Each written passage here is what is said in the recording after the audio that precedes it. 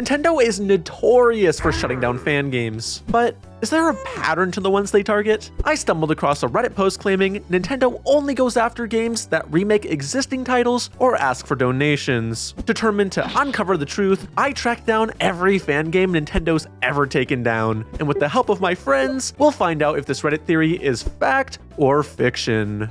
The first fan game to fall victim to Nintendo was in March of 2010. That's it? I feel like they would have, struck down something sooner than that. Oh, Yeah. I think I played this. Really? Hold up, I think. I'm not sure. I did a lot of piracy in my youth. Don't quote me on. Pokénet was a Pokemon MMO released in August of 2009 by a small team of developers. Ooh. In this game, you would play as a Pokemon trainer in the regions of both Kanto and Johto, where you could catch, evolve, and trade Pokemon with others. The game was built from the ground up in Java, and it was an attempt to outdo previous Pokemon MMOs the team had worked on. It's awesome. I'd want to play that. Yeah, can we play it right now? Maybe they outdid themselves a little too well, because in March of 2010, the team were faxed. Faxed? A cease and desist letter from Oh my Nintendo. God. I can't imagine getting a fax from Nintendo. It's 2010. You can send an email at that point. I think Hotmail was trending. The team were faxed a cease and desist letter from Nintendo requiring them to take down their game and surrender its website. And it's here in the video. I actually want to present to you what I've coined the new game theory. Ooh. Nintendo, as you'll see, have this insane luck, just, crazy timing of taking down fan games for IPs which conveniently have new entries announced months later, almost as if it's to direct everyone's attention away to their new product. And as for Pokénet, well, that's just unfortunate. Regardless, 9 years after the closure of Pokénet, both ex-team members and the original fans reunited the community, and it's because of this that every March, the community celebrates the death-iversary of the game, and it's reuniting with party games and deep dives into Pokénet's history. You need to stop showing this guy in your videos. I'm traumatized by cocky What am wants I boing looking boing. at? This is the cocky wants boing boing guy. That's all I know of him. It's Dan Henschel. He's multi-talented. He's got multiple bangers. For our next game, we gotta fast forward to 2012 when a college student in New York by the name of Josh Goldberg began a little programming exercise. He looks like Lina's Tech Tips. He does, yeah. They're a little orange background behind him, bro. Yeah. Yeah. This exercise was to recreate the original Super Mario Bros. For HTML5. However, Josh wanted this remake to be different. Outside of making the game widescreen, he remade every asset and level from scratch. Why? Well, for better web optimization, or at least that's what he claims. But most impressively, he implemented both a random map generator and level creator. It's awesome. The original Mario Maker. Ooh, dead ass. Little foreshadowing there. In January of 2013, Josh created fullscreenmario.com, where people could play his game. At its peak, the website received 300,000 visitors a day, and as you can imagine, Nintendo wasn't too fond of this. In an interview with the Washington Post, Josh stated that the project's been out on GitHub for around 9 months. They haven't contacted me in any form. I assume that they're either going to do it within a week or two, or they're not going to do it at all. That's anxiety right there. That's a symptom of anxiety. Well, Josh, your spidey senses were in fact tingling, as mere days after this interview, his website was taken down by Nintendo. Why did you do the interview? Dumbass. That's how it always happens. Hey, press, I haven't been caught. They get publicity, and then that's when they get shut down. Regardless, in the following years, Josh would get a job at Microsoft, Ooh, competitor. eventually becoming an open source developer. And as for Nintendo, they would announce Mario Maker 8 months after the takedown. And this won't be the last time this game gets brought up in this video, so put a little pin in that. No. Was this for the Wii U? Oh, yeah, it says right there. Yeah. Well, there's Yeah. 2 of them. There's Mario Maker 2. Did they take down another Mario Maker for Mario Maker 2? Oh yeah, just as Did you- tradition. Be Yeah, like, it's well, we have to. We have to soft launch the game. What's a new Mario Maker game if we haven't DMCA'd a poor fan game? We're now in 2015. A Canadian game developer named Eric Ross releases an HD remake of Mario 64's Bomb Battlefield. If only we had the insight. I wonder what's gonna happen. So this was to demonstrate a custom character controller he built for Unity. Now, to make things clear, he had no intentions of continuing this project past this point, but people still wanted more. Like this commenter who said, "Excellent job. I'm glad to see that you decided to share your hard work with us. Hopefully, internet dwellers can take this project further. Although I must say, I fear an interception from Nintendo is only a question of time." That's a snake. No, that's Shigeru. That's him. That's his alt account. He's sending a warning. Well, it sure didn't take long, as in April of 2015, all download links on the website were replaced with a notice that the project was no longer available for download and that the viewer should purchase Mario 64 for Nintendo's Virtual Console service. Not only did they like take his game down, they like made him advertise and like they made him like they made him advertise the original. They held him at gunpoint. Little Shiggy said, "Nah." Little Shiggy? So not all is lost. Eric has since gone on to teach at schools that, funnily enough, friends of mine have graduated from. He's since gone on to co-create a VR gaming company named Devigo. So big things for our good friend Eric over here. This also seems like a rite of passage where like in order to like build like upon like your experience in like the gaming industry or developing, you need to get DMCA'd by Nintendo. And wear that as like a little badge of honor.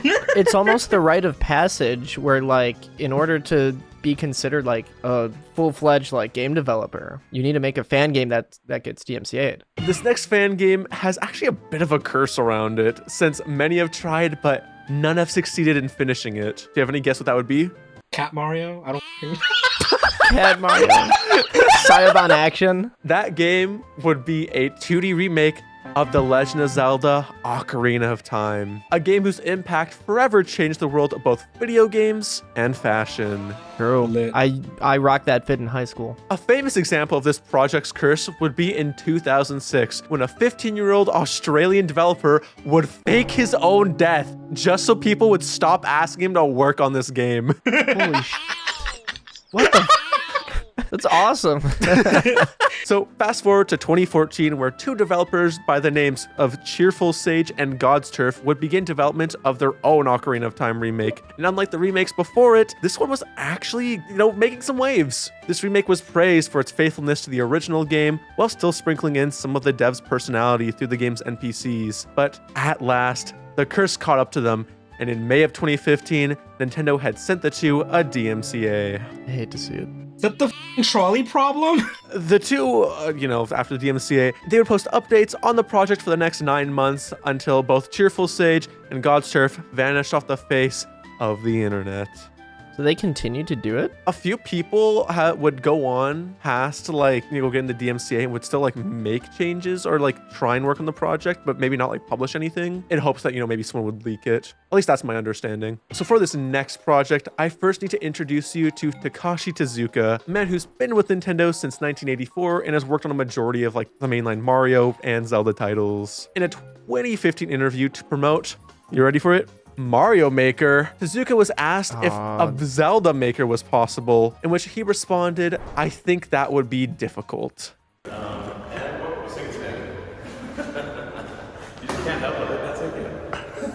Let that Justin sink in, a hobbyist game creator who saw these exact words as a challenge. Hate you. With a copy of Game Maker in hand, Justin would go on to release an early version of a Zelda Maker, including a playable demo and a YouTube video, in the hopes that Nintendo would see that this idea was actually doable. But Nintendo had other ideas and took down both the video and the demo. I wonder what game they come up with next. Maybe one that came out for the Switch?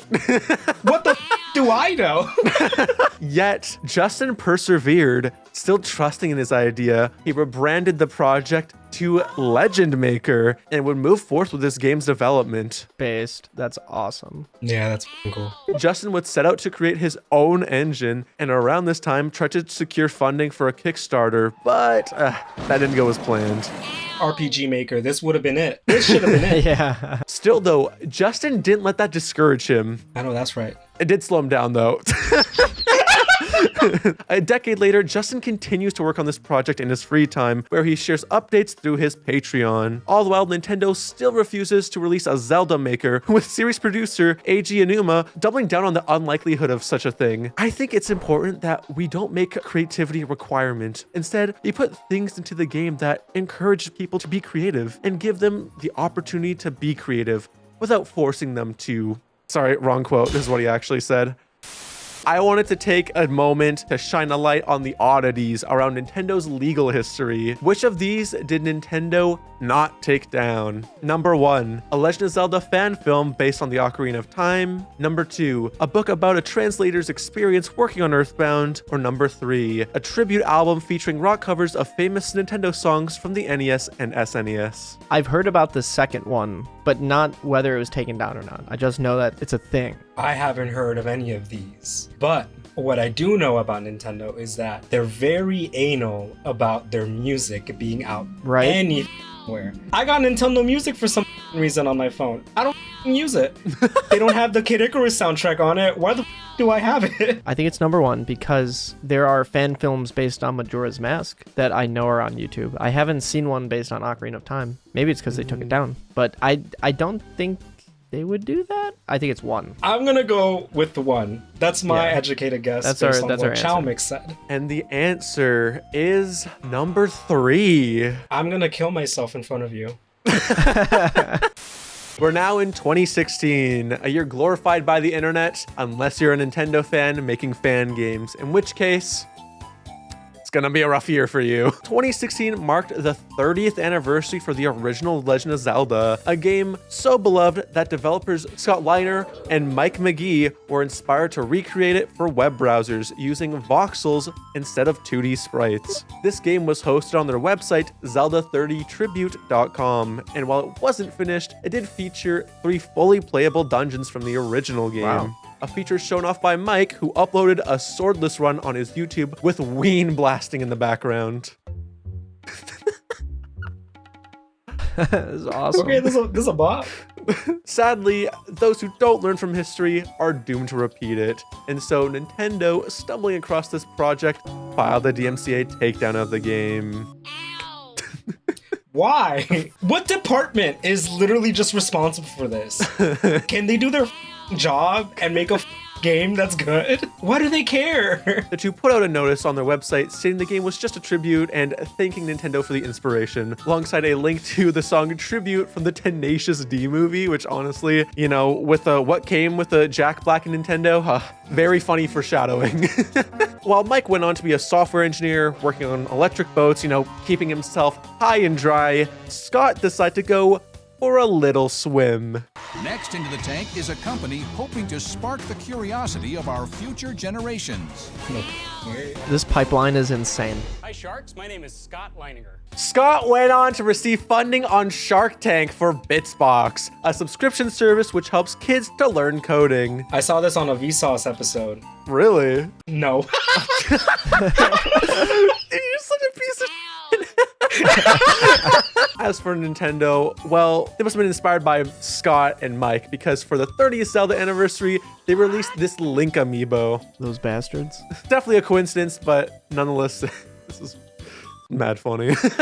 They stole his flow bar for bar, dude. What isn't as funny though is this next story, as it's one of the most notorious cases of a fan game being shut down by Nintendo. Enter another Metroid 2 remake, I know about this one. shortened to AM2R. This game was an attempt to remake the second Metroid game, turning something that looked like this into this. This project was started by Argentine programmer Milton Guasti, who spent a decade developing this title. On top of giving the game a facelift in the vein of the 2004 game Metroid Zero Mission, Milton added new music, areas, and bosses. This was all done in Game Maker, which I'm sure Chow Mix can tell you is how impressive that is. How impressive. At least like a 6, Ooh. maybe a 7. While there's more content planned, unlike a majority of the games that we've talked about, this game was actually finished and released in August of 2016 to loads of critical praise. So much so that the game was nominated for Best Fan Creation at that year's Game Awards. What year was this again?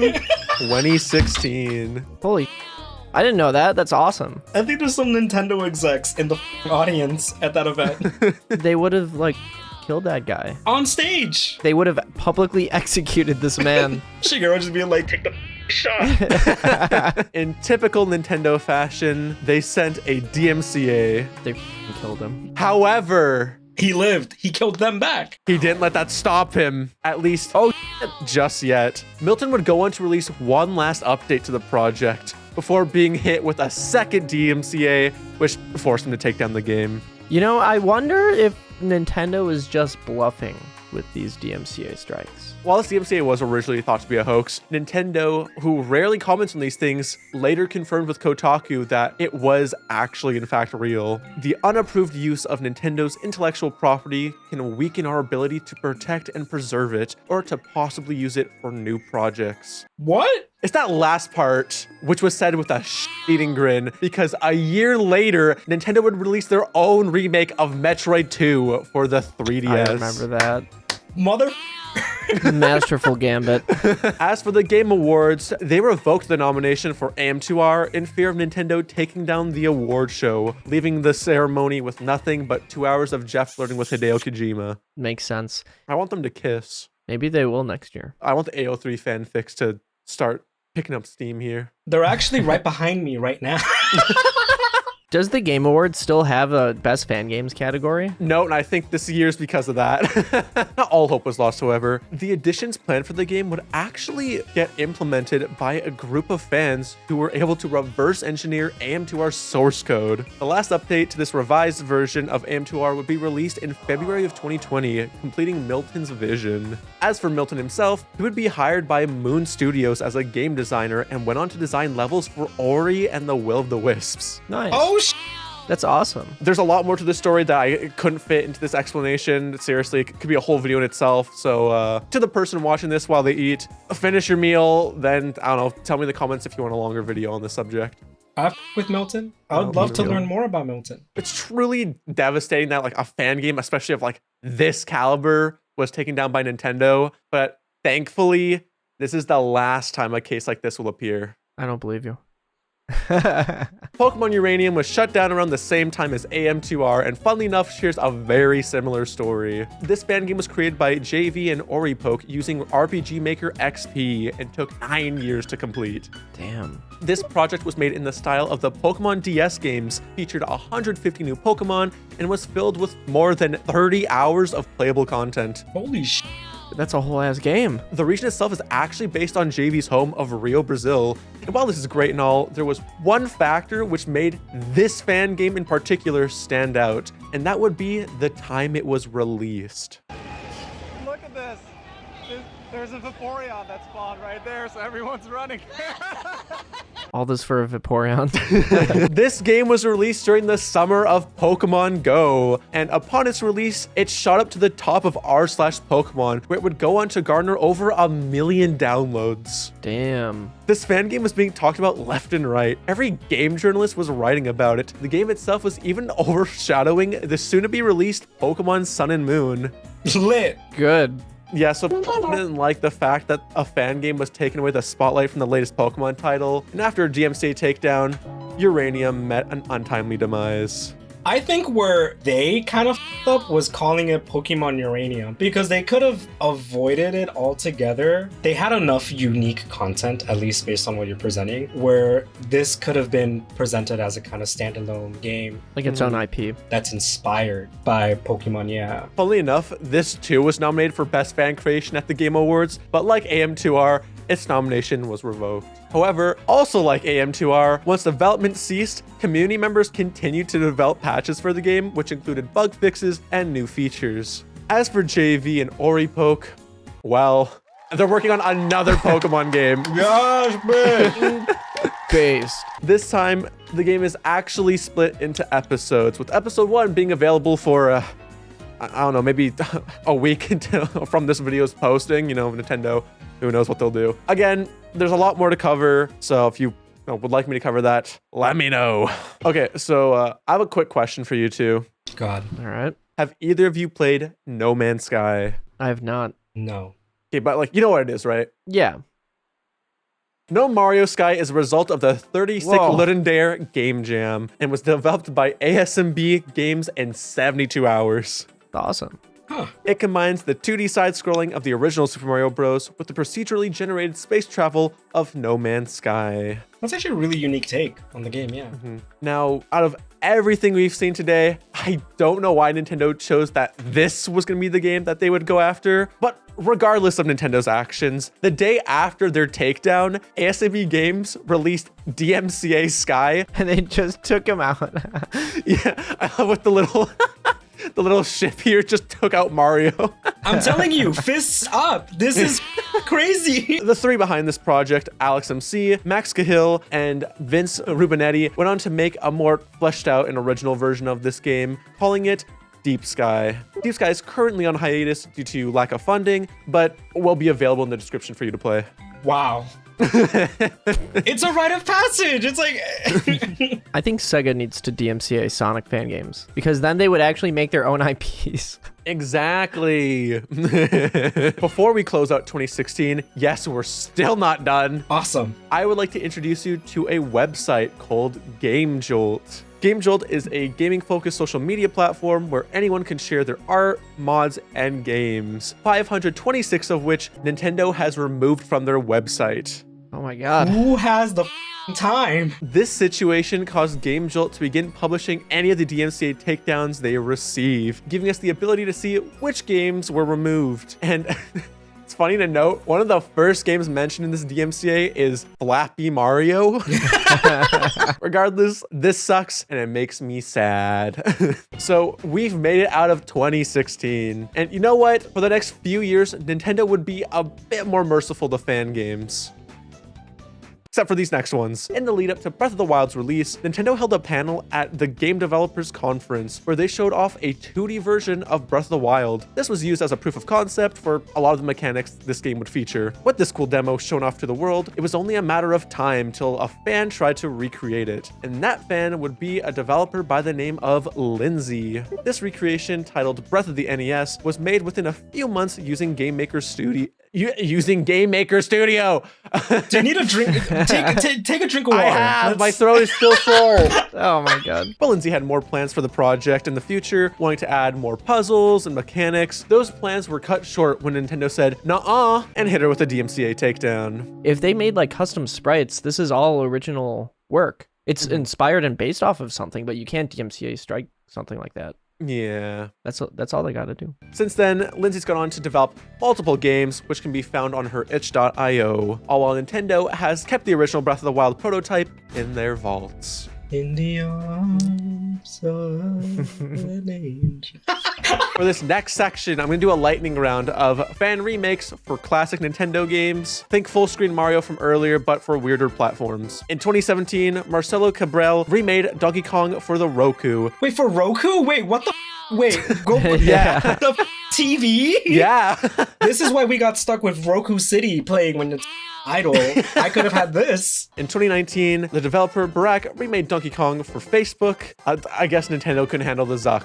Who can? In April of 2019, Zero Page created a Commodore 64 port for Super Mario Bros. That's awesome. It was in development for 9 years and took Nintendo 4 days to strike it down. Oh my god. Jesus. That sucks. And finally, a YouTuber by the name of Inferno Plus also remade Super Mario Bros, except he also turned it into a battle royale. No way. That's cool. I wonder what Nintendo's gonna do. Nintendo took this concept and added their own spin to it a year later with Super Mario Bros 35. They don't do their job. This is what this is showing me. They just take the ideas of their community and run with it while like over their fans. It's just Is this game even like a thing anymore? Wasn't this a limited time No, game? it's a limited time game. It's time for round 2 of 3 truths, 1 lie. Which of these did Nintendo not take down? 1. A Japanese go-karting company with the name Maricar. 2. One of the hardest levels on Mario Maker 2. 3. A baking video for Princess Peach's cake from Mario 64. Or number 4. This image off Miiverse. There we go. There we go. shout out to Bashvin for providing us this iconic image. I think it's number 3. Number 1, I think that refers to just like in Japan, those people doing like the Mario go-karting. I think that's still a thing. I think they benefit from it. So there's no way. I don't know why they would take down a level within their own game. So I think it could be number 3. Number 2 sounds really dumb that they would do it, but I feel like they would do it. Because that's why I think, because it's Nintendo. I'm going to go with how you answer. I f***ed up the first one. 3. It is number 3. Oh, cool. What do I get? A kiss on the cheek, a little. Oh, thank you. Polygon published an article about this next fan game, and I don't think there's a better way to introduce it than to just read you the headline of what they wrote. Peach game, 8 years in the making, hit with Nintendo takedown. 8 years? What is going on? In 2012, South American game developer Ivan Adler graced the internet with their inspired platformer Peach's Untold Tale, a game where stomping on Koopas isn't the only way to handle them. Shut up. This game would go on to garner millions of views throughout the years without being detected by Nintendo until September of 2020, when a global pandemic forced a Nintendo employee stuck in their house to stumble across this title. Oh my god, this is horrible! Ivan was devastated by this takedown and felt as though his game fell under parody law, but his game served as more of a hobby for him than anything. A hobby with a Patreon, and knowing Nintendo, that could have been the reason why they took him down. Ivan has since left the internet with an abandoned DeviantArt and his Patreon now under review. He got killed. They like actually killed that guy. Maybe his game inspired something at Nintendo, because a few years later, they would release the first solo Princess Peach game in nearly 20 years. Oh my god. Basically the same thing. There's a secret end credit scene. Before we get to our next game, I've just received some shocking news. A second DMCA has hit Game Jolt, Not the Pentagon. removing an additional 379 fan games. Holy sh!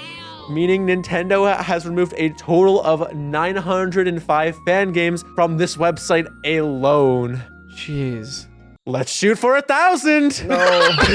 In April of 2021, a group known as Team SCU released a demo for a project 4 years in the making. This project was titled Prime 2D. Oh, that's awesome. This fan project took the first-person gameplay of Metroid Prime and modified it to work with the classic Metroid playstyle. It's awesome.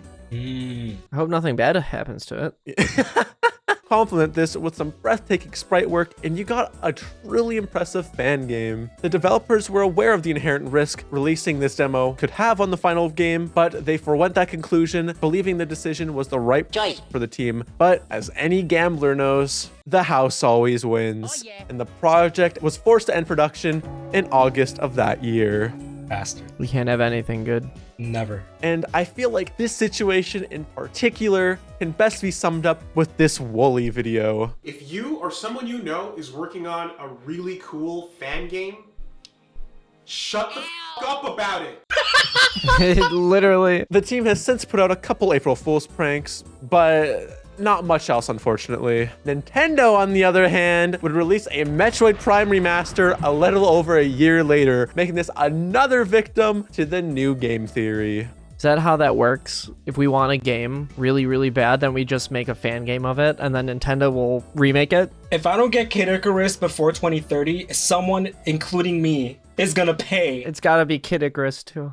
This next story is actually pretty funny, both for the game itself and for what it foreshadowed. Meet Dragon, Hi, Dragon. a game dev who, in 2022, set out to create a new game each month. And what better way to start this journey than releasing a game where you gun down your favorite Pokemon? I knew this was coming. It's Pal World. Well, let's not get there yet. Dragon uploaded a video onto social media showcasing his project, which was crafted in Unreal Engine. It featured a bunch of stock assets alongside official models pulled from Pokemon Sword and Shield. When asked about a download link, Dragon stated, "Unfortunately, the second I release is when the Nintendo Hitman is gonna get me, so..." That's a good name for it, yeah. Nintendo Hitman. Turns out, the Nintendo Hitman didn't even need the download link, as this video was taken off all platforms shortly after. Oh my Incredible. god. That's crazy. Dragon didn't let this discourage him, as he would continue to develop more goofy games before starting a mobile game company and disappearing off the internet. What a crazy pipeline. The funniest thing about this is that mere months after this game met its demise, the official trailer for Pal World released, which took this exact idea and simply replaced the Pokemon with the same Pokemon in fake mustaches. This is Love what it. we needed. I'm telling you, spite is an incredible motivator. Everyone. While a majority of the fan games that have been taken down have been of Nintendo's A-tier IPs, such as, Mario, Zelda, Pokemon, and Metroid, that doesn't mean they won't go after fan games of their niche properties. Heaven Studio is a tool based on the series Rhythm Heaven. This tool enables fans to create their own Rhythm Heaven levels. It's kind of like Stepmania, where you can make your own DDR levels to songs like the Hardware Store. Now, for one reason or another, Nintendo didn't like the idea of Rhythm Heaven and Family Guy. So, in June of 2024, the Heaven Studio team received a DMCA claim and had their game removed from the internet. While this took the team by shock, they were still able to archive the latest build on a certain internet library, and to this day are working on some major reworks to the project. What will come of it? I don't know, I guess we'll have to wait and see. That's cool. This is a cool game. Do you think they're working on a new Rhythm Heaven? This was only last year, right? Yeah, you know what? That new Switch is coming out soon. And, people love Taiko, who knows me. Nintendo has gotten to, a bit of a routine to check up on Game Jolt every few years, to send them the old DMCA, little, hey buddy. This poor company, Jesus Christ. However, unlike previous DMCAs, Nintendo decided to solo alt a single fan game. Just one? They singled out one fan game. Which one is it? Enter Super Mario 2D World Deluxe, a 2D recreation of Super Mario 3D World Deluxe. Why is it in Spanish? Jugar demo. Opciones. Salir. This fan game was made by Spanish game developer Uber Gamer. Yeah. Well, Spain, not, Oh. Mexico, yeah. Sorry. The game was released back in June of 2020. Oh, sorry, spoilers. Kill him! The game was released back in June of 2020 and would receive constant updates for nearly 4 years. Then, in September of 2024, we all know what happened next. Yeah, Viva Mexico, mother. That's what you get for putting Super Mario in the title.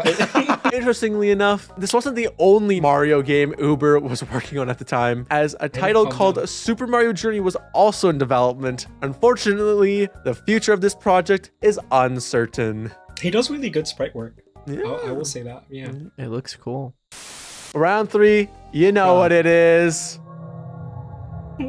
What am I looking at? Which of these did Nintendo not take down? Is it 1, scans from a Super Mario 64 guidebook, 2, an archive of every Flipnote from Flipnote Hetana, or 3, a fan-made Mario model for the PS4 game Dreams? I know two happened. 2 is very specific. I feel like that definitely happened. It's between 1 and 3. There's so many Mario models on Dreams, but it's so dumb that I feel like it could be true. Scans from a Super Mario 64 guidebook is also kind of dumb, but I could totally see Nintendo doing it. I kind of want to say 3. It's the dumbest one on this list, but I almost think it could be true because of that. I'm thinking in the same way as well.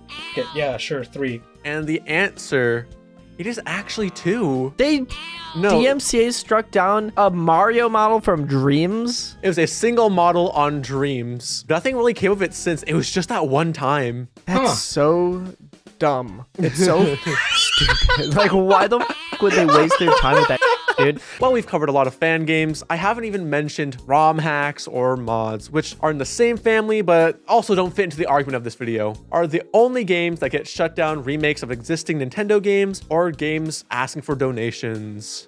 No. Well, a lot of the games we've covered today were remakes. There were still games like Pokémon Uranium and No Mario Sky that were wholly original. Hell, look through Game Jolt's DMCA notices and you'll see that most of the fan games weren't Metroid remakes. At the end of the day, while some fan projects get shut down, others inspire something even greater. Developers who started with fan games have gone on to create incredible indie titles. Just look at games like Axiom Verge, Freedom Planet, and Chow Mix's Star Garden, link in the description. Well, that's me. I want to leave you with one last fan game. This is Super Mario Bros. X. Released in 2009, this fan game allowed people to create and play their own Mario levels. Its creator would continue to update it until 2011, when they halted development to work work on something new. And thus, one of the best-selling games of all time was made. Minecraft. Oh.